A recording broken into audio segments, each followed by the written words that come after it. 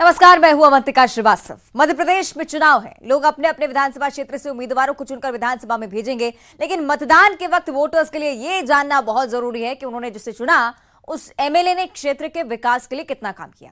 यह सवाल सिर्फ किसी क्षेत्र या विधायक से जुड़ा हुआ नहीं है, बल्कि वोटर्स के सही फैसले से एक अच्छी सरकार भी बनती है, जनता को उज्जवल भविष्य भी मिलता है, जहां सबके लिए विकास का पूरा मौका होता है। और इसलिए हम लेकर आए हैं हमारे खास कार्यक्रम एमएलए का रिपोर्ट कार्ड। अगले आधे घंटे में हम बताएंगे कि आपके विधायक ने जो वादे और दावे किए उनमें कितना दम है। इस प्रोग्राम में आज बारी है नर्मदापुरम विधानसभा क्षेत्र की। शुरू करते हैं एमएलए का रिपोर्ट कार्ड।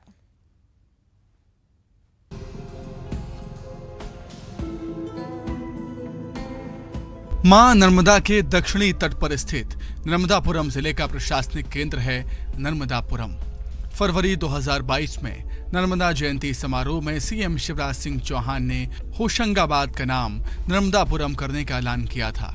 इतिहासकार बताते हैं कि होशंगाबाद का पुराना नाम नर्मदापुर था, लेकिन 15वीं शताब्दी में मुगल शासक होशंग शाह यहां आया और उसके राज के दौरान इसका नाम होशंगाबाद पड़ा।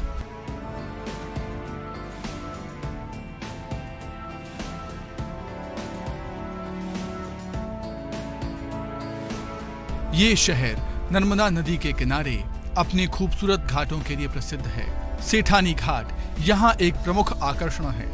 नर्मदा जयंती पर शहर में रंगारंग समारोह होते हैं। मां नर्मदा के इन पावन घाटों पर आस्था का संगम उमड़ता है। ये विधानसभा सीट 2008 के परिसीमन के बाद अस्तित्व में आई। इस विधानसभा क्षेत्र में नर्मदापुरम और इटारसी दो बड़े शहर स्थित हैं। नर्मदापुरम इस संभाग का मुख्यालय भी है।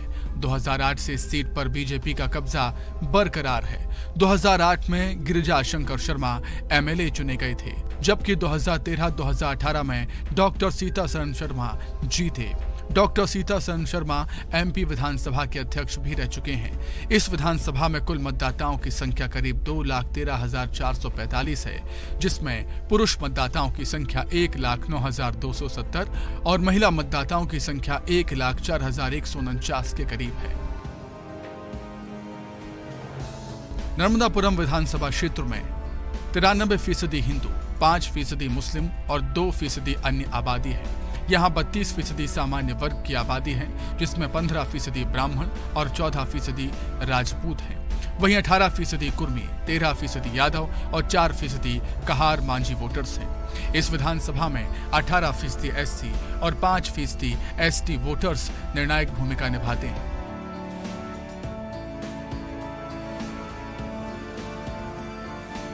परिसीमन के बाद से ये विधानसभा बीजेपी का गढ़ रही है, लेकिन सवाल है कि क्या इस चुनाव में बीजेपी अपना गढ़ बचा पाएगी। एमएलए का रिपोर्ट कार्ड में आज हम जानेंगे नर्मदापुरम के वोटर्स का मूड। इस समय हम मौजूद हैं प्रदेश की जीवनदायिनी मां नर्मदा के सेठानी घाट पर। मां नर्मदा के नाम पर ही बीते साल इस जिले का नाम नर्मदापुरम किया गया है और नर्मदापुरम जिले की सबसे महत्वपूर्ण विधानसभा माना जाता है इस विधानसभा को, होशंगाबाद विधानसभा को। 2008 के परिसीमन में बनी यह विधानसभा फिलहाल भाजपा के कब्जे में है और बीते 2003 से भाजपा का ही कब्जा इस विधानसभा सीट पर बरकरार है। यदि आंकड़ों की बात की जाए तो 2,13,445 मतदाता इस क्षेत्र में हैं, जिनमें से 93% जो है वो हिंदू आबादी है, 5% तकरीबन मुस्लिम आबादी है और ईसाई आबादी जो है वो 0.5% है। कांग्रेस लगातार प्रयास करने के बाद भी इस सीट पर कब्जा नहीं कर पा रही है। और यदि विधानसभा क्षेत्र की बात की जाए तो युवाओं के लिए रोजगार के अवसर, अवैध उत्खनन और कृषि क्षेत्र से जुड़े हुए स्वरोजगार और रोजगार के साधन इस क्षेत्र के लिए हमेशा ही बड़े मुद्दे माने जाते रहे हैं। शैलेंद्र कौरव, न्यूज़ 18, नर्मदापुरम। तो विधानसभा चुनाव सिर पर है, सियासी दलों में जोर आजमाइश चल रही है। नेताओं के दावे भी हैं, वादे भी हैं, वोटर्स के जहन में सवाल भी हैं। पिछले चुनाव में उन्होंने जिसे विधायक चुना, क्या वो उनकी उम्मीदों पर खरे उतरे? इस सवाल का जवाब इस बात पर भी निर्भर करता है कि आपके एमएलए ने क्षेत्र के लिए कितना काम किया। क्या हर तबका उनके काम से खुश है? इन सवालों को लेकर नर्मदापुरम के बीजेपी विधायक सीतासरन शर्मा का रिपोर्ट कार्ड जानने के लिए जनता के बीच पहुंची न्यूज़ 18 की टीम।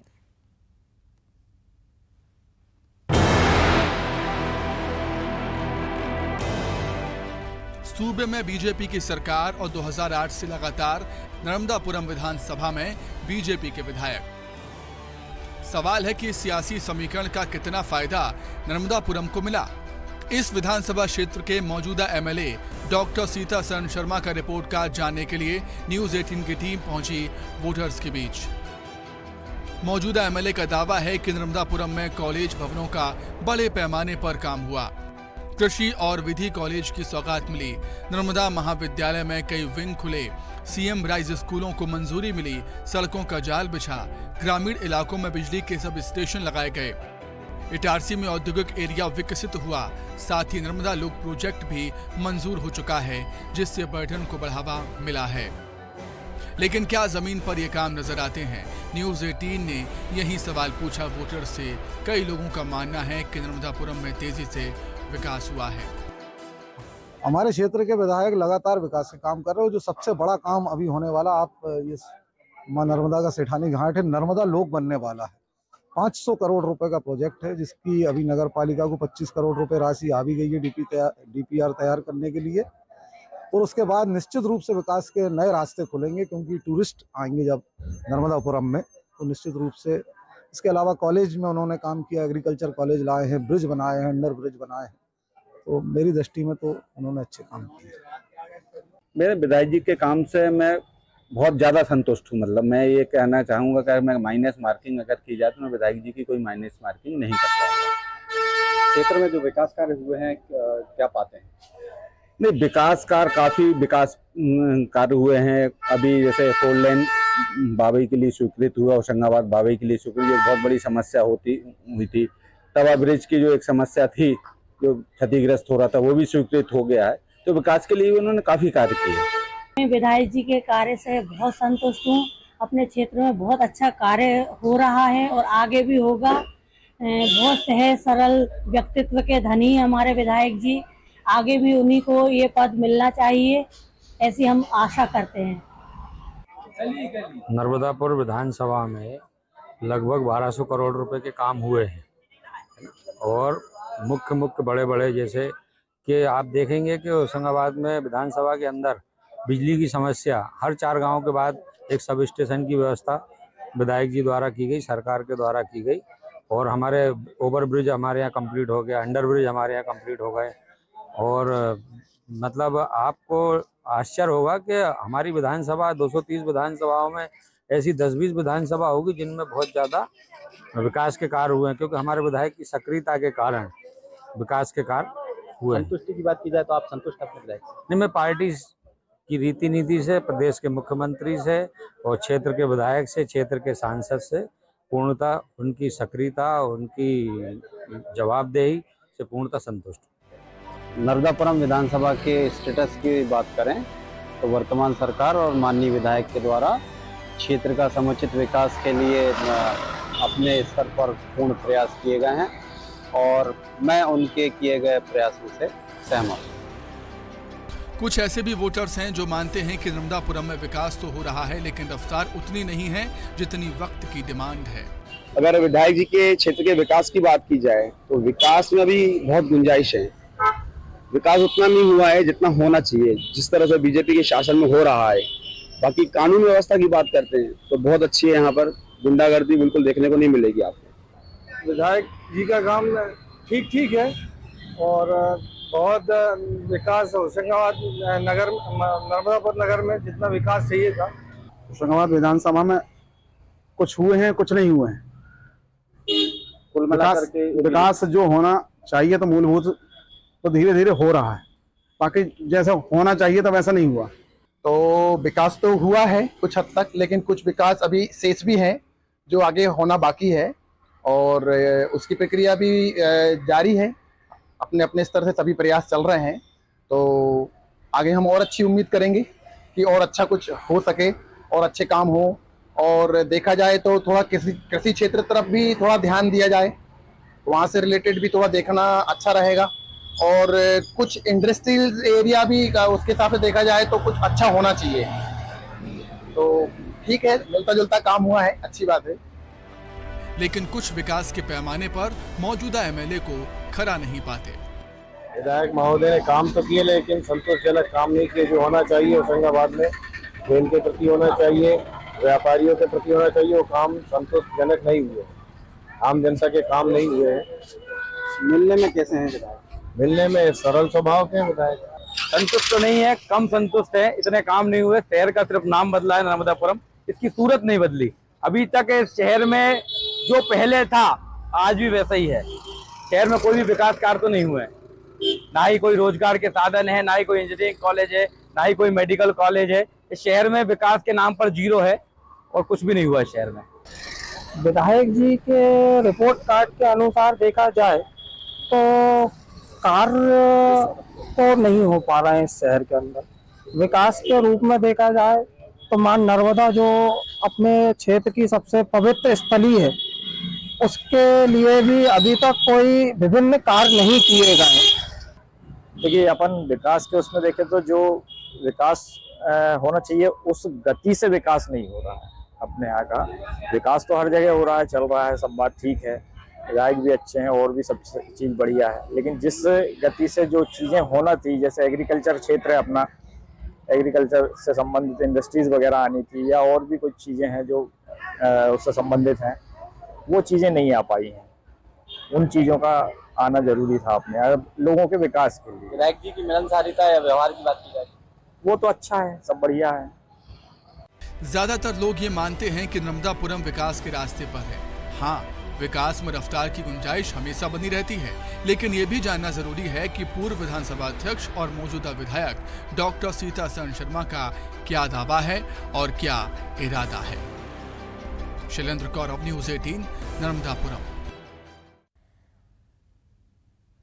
तो अपने काम की बदौलत ही किसी एमएलए की अपने क्षेत्र की जनता के बीच साख बनती है। बात सीतासरण शर्मा की अगर करें तो ज्यादातर लोग उन्हें लेकर सकारात्मक राय रखते हैं। नर्मदापुरम में विकास के कई काम भी हुए हैं जो उनके लिए कई सारी बड़ी उपलब्धियां भी लेकर आए हैं। न्यूज़ 18 ने बात की पूर्व विधानसभा अध्यक्ष और नर्मदापुरम के विधायक सीतासरण शर्मा से। सुनिए। मां नर्मदा के नाम पर जिस जिले को पहचाना जाता है उस जिले का नाम है नर्मदापुरम, और नर्मदापुरम विधानसभा जो मुख्यालय है वह होशंगाबाद विधानसभा में इस समय हम मौजूद हैं। हमारे साथ वरिष्ठ विधायक और पूर्व विधानसभा अध्यक्ष डॉक्टर सीतासरण शर्मा जी मौजूद हैं। हम उनसे जानेंगे कि चूंकि चुनावी समय आ चुका है तो उनकी प्राथमिकताएं क्या हैं और अब तक जो विकास के कार्य उन्होंने किए हैं वो उससे कितने संतुष्ट हैं। जी सर, यदि बात की जाए इस सत्र की, आपने क्षेत्र का प्रतिनिधित्व किया है, लगभग कितने विकास के काम हो चुके हैं और जो आप करना चाहते थे क्या स्थिति? विकास कार्य 600-700 करोड़ रुपए से ऊपर के हुए हैं और अभी बहुत सी योजनाएं स्वीकृत हैं जिनमें कुछ के काम प्रारंभ हो गए हैं और कुछ अभी जिनके टेंडर्स हुए हैं। तो सब मिलाकर के विकास कार्यों में हम कहीं पीछे नहीं हैं। दोनों तरह के कार्य हुए हैं, एक तो रोड्स के, बिल्डिंग और रोड्स। तो हमारे यहाँ कॉलेज की बिल्डिंग्स बनी है, कॉमर्स कॉलेज की बनी है इटारसी में, एक कॉमर्स का विंग अलग हो गया है। हमारे यहाँ एग्रीकल्चर कॉलेज की पूरी बिल्डिंग ही बनी है और अभी नई राशि और स्वीकृत हो गई है। नर्मदा महाविद्यालय में ऑडिटोरियम सहित अन्य बिल्डिंग्स बनी है, कॉमर्स विंग वहाँ भी बना है। इसके बाद होम साइंस में हमने ई लाइब्रेरी शुरू की है। इसके अलावा ज्ञानोदय और कन्या शाला परिसर ये हमने पुआरखेड़ा में और यहाँ बीटीआई में शुरू किए हैं। तो बिल्डिंग्स का बड़े स्तर पर काम हुआ है। आईटीआई पॉलिटेक्निक की नई बिल्डिंग्स बनी है दोनों ही शहरों में। तो इस तरह से करीब 200-300 करोड़ तो हमारे बिल्डिंग्स में ही लगे हैं। 300-400 करोड़ की सड़कें हैं जिनमें से कुछ के काम चल रहे हैं, कुछ के हो गए हैं। हमने सभी सड़कें हमारी ग्रामीण क्षेत्र के मुख्यालय से, मुख्य रोड से जुड़ी है, किंतु हमने अब ग्राम से ग्राम को जोड़ने के लिए भी अच्छी स्तर की सड़कों का काम किया है और बहुत सी सड़कें इस बजट में भी हमारी स्वीकृति हुई है जिनके काम, जिससे कुछ के टेंडर्स हो, कुछ काम प्रारंभ हो गए, कुछ के पूरे हो गए। तो हम कनेक्टिविटी, सिंचाई हमारे क्षेत्र में है, किंतु जो कि लाइनिंग नहीं थी तो पानी टेल पर नहीं जाता था, पर अब लाइनिंग होने से टेल तक पानी भी जा रहा है। बिजली के ट्रांसफार्मर्स हमारे लगभग सभी ग्रामीण क्षेत्र में 2-2, 3-3, 4 गांवों के बीच में बने थे। एक सब स्टेशन बन रहेगा था, 6-7 सब स्टेशन हमारे क्षेत्र में बने। एक सब स्टेशन पर रंढाल का डिमांड करी थी, वो भी इस बार स्वीकृत हो गया। तो चाहे बिजली हो, चाहे सड़क, चाहे सिंचाई और चाहे शिक्षा, हम विधि महाविद्यालय लाए। पूरे प्रदेश में एकमात्र विधि महाविद्यालय 5 इयर्स कोर्स है जो हमारे यहाँ खुला है गवर्नमेंट लेवल पर। तो विधि महाविद्यालय और कृषि महाविद्यालय, दो महाविद्यालय, पॉलिटेक्निक, हमारे सारे सब्जेक्ट्स आ रहे हैं। तो इस तरह से चाहे शिक्षा हो, तकनीकी, चाहे सामान्य जनरल शिक्षा ट्रेडिशनल, और चाहे स्वास्थ्य के लिए 40 करोड़ की अभी हमारी एक बिल्डिंग आई है, उसमें मल्टी स्पेशलिटी हॉस्पिटल खुलेगा, उसका भी काम प्रारंभ हो गया है।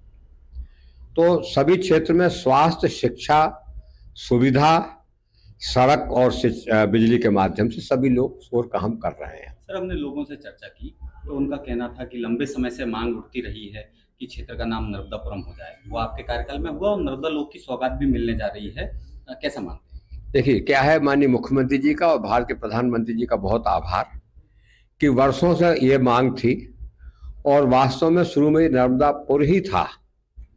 तो उस मांग को हमारे माननीय मुख्यमंत्री शिवराज सिंह जी ने पूरा किया और भारत की सरकार ने उसको मान्यता दी। हम सब इस अपने अतीत के गौरव को पाकर के बहुत प्रसन्न हैं।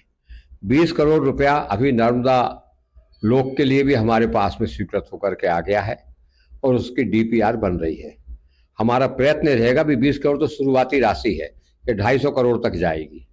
हमारा प्रयत्न ये है कि हम नर्मदा जी के मुख्य घाट जो सेठानी घाट है या जिसको हम पटे घाट भी बोलते हैं, उस तक जाना भी सुगम हो, इसकी भी कोई हम रास्ता खोज रहे हैं और इसके हम सर्वे करा रहे हैं। 2 चीज मैं और शिक्षा के बारे में कहना भूल गया था। तो 2 CM राइज स्कूल हमारे स्वीकृत हो गए हैं, एक के टेंडर पास हो गए हैं, एक के हो सकता है जो अभी 33 स्कूल है उसमें आ गए हो। तो कुमारखेड़ा इटारसी और मेरी शिक्षा मंत्री जी से बात हुई है, स्कूल एजुकेशन मिनिस्टर से, तो वो नर्मदापुरम शहर के लिए भी एक CM राइज दे रहे हैं। तो हम 3 CM राइज के साथ स्कूल एजुकेशन में भी समृद्ध होने जा रहे हैं। सर, इटारसी से लेकर नर्मदापुरम विधानसभा की बात की जाए, वहाँ का भी आपने प्रतिनिधित्व किया है, यहाँ भी लगातार प्रतिनिधित्व कर रहे हैं। कांग्रेस कहीं कोई ऐसी स्थिति में नहीं दिख रही है लंबे समय से कि कड़ा संघर्ष दे पाए, लेकिन भाजपा के अंदरूनी संघर्ष की बात की जाए तो सर कैसा देखते हैं? देखिए, जब पार्टी बड़ी हो जाती है तो स्वाभाविक है कि कहीं ना कहीं कुछ मन में बात आती है, किंतु हम सैद्धांतिक दृष्टि से जुड़े हुए लोग हैं। हम पार्टी में एक विचार को लेके आए हैं और जो दूसरे लोग हैं वो भी उसी विचार को लेके आए। तो हम सब एक विचार को लेकर के काम करते हैं। इसलिए जब उस विचार के लिए बात आती है कि इस विचार को स्थापित करने के लिए हमको सरकार चाहिए या संगठन चाहिए, समाज चाहिए, तो हम सब एक हो जाते हैं। ये कुछ दिक्कतें हमेशा होती हैं, किंतु जो कोई विचार के काम करने वाली पार्टी है, इसलिए कोई समस्या आगे नहीं आएगी इसमें। सर, यदि आगामी बात की जाए आने वाले समय की, यदि आपको प्रतिनिधित्व का मौका मिलता है, आप फिर से चुने जाते हैं, तो सर क्या प्राथमिकता होगी? देखिए, एक तो बात यह है कि जैसा मैंने अभी आपसे कहा कि हमारे CM राइज स्कूल, ये सबसे पहले बिल्डिंग्स बने, 1.5 साल इसका टारगेट है हमारा। फिर हॉस्पिटल, और हॉस्पिटल सिर्फ बिल्डिंग बनाने से काम नहीं चलेगा, उसके इक्विपमेंट्स और उसकी जो डॉक्टर्स हैं, स्पेशलिस्ट हैं, उनको लाने का काम। आज ही बुधनी में मेडिकल कॉलेज का भूमि पूजन मुख्यमंत्री जी ने किया है। आगामी 3 साल में वो बनेगा और हम ये जानते हैं कि नाम बुधनी का और सीहोर जिले का जरूर है, किंतु सबसे पास वो नर्मदापुरम शहर के लिए है, नर्मदापुरम जिले के और नर्मदापुरम विधानसभा के तो बिल्कुल ही लगा हुआ है। तो उसका लाभ हमें मिलेगा। उसके साथ बुधनी में न केवल मेडिकल कॉलेज खुल रहा है, अभी 100 सीट है उसमें, फर्स्ट ईयर में बढ़ेगी, 4 साल में 400 हो जाएगी, पर उसमें नर्सिंग कॉलेज भी है और उसमें पैरा मेडिकल भी है। तो स्वाभाविक है हमारे क्षेत्र के लोगों को उसका भी लाभ मिलेगा। तो ये जो काम अभी पाइपलाइन में है, ये पूरे होंगे, इनके माध्यम से शहर में शिक्षा और स्वास्थ्य का विकास होगा। दूसरी बात इंडस्ट्रियलाइजेशन की, तो हमारे पास एक बड़ा इंडस्ट्रियल एरिया है इटारसी में, और उसमें करीब करीब 40 लोग कहते हैं कि वहाँ कुछ नहीं हो रहा है, पर वो जाकर के नहीं देखते। अभी वहाँ 40 प्लॉट्स बिक गए हैं करीब करीब 25 में इंडस्ट्रीज चालू हो गई हैं। स्वाभाविक है कि उसमें एक इंडस्ट्री 22 करोड़ की भी है, पर 5 करोड़ से 20 करोड़ की भी इंडस्ट्रीज हैं और छोटी इंडस्ट्रीज भी हैं। तो जो वोकल फॉर लोकल है वो भी जरूरी है। बड़ी ह्यूज इंडस्ट्री ही डेवलपमेंट करती ऐसा नहीं है, बल्कि जो छोटी इंडस्ट्रीज हैं वो, क्योंकि छोटे एंटरप्रेन्योर्स छोटे शहर में बहुत बड़े लोग होते भी नहीं, छोटे एंटरप्रेन्योर्स जो हैं वो उसका लाभ उठा रहे हैं। तो इस तरह से हम रोजगार का भी एक नया आयाम खोल रहे हैं। हमारे साथ वरिष्ठ विधायक डॉक्टर सीताशरण शर्मा जी मौजूद थे, जिन्होंने बताया कि क्षेत्र में यदि उनके कार्यकाल की बात की जाए तो कई सौ करोड़ों की सौगात इस क्षेत्र को दी जा चुकी है और स्वास्थ्य, शिक्षा सहित अन्य क्षेत्रों में भी विकास कार्य लगातार किए जा रहे हैं। भाजपा के अंदरूनी संघर्ष की बात की जाए तो इसे उन्होंने बताया कि परिवार बड़ा हो गया है और आपस में कुछ बातचीत चलती रहती है। शैलेंद्र कौरव, न्यूज 18, नर्मदापुरम। तो नर्मदापुरम से आज आपने एमएलए का रिपोर्ट कार्ड देखा, आगे फैसला आपको करना है। इसी के साथ खास कार्यक्रम में इतना ही। आप देखते रहिए न्यूज 18।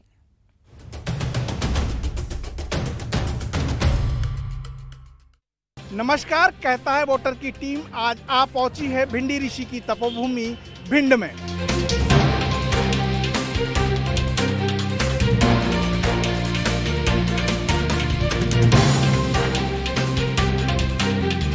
संजीव सिंह ने विकास किया है और यही संजीव सिंह की सीट निकलेगी, भारी बहुमत से निकलेगी। हमारे 5 सालों में इतना विकास हुआ जो 25 साल में नहीं हुआ है।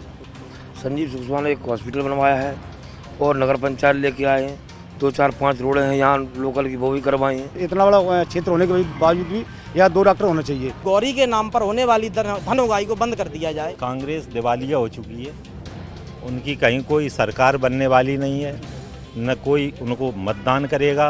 भारतीय जनता पार्टी की सरकार बनेगी, हमारे शिवराज सिंह मुखिया बनेंगे और भिंड से विधायक संजीव सिंह कुशवाहा बनेंगे।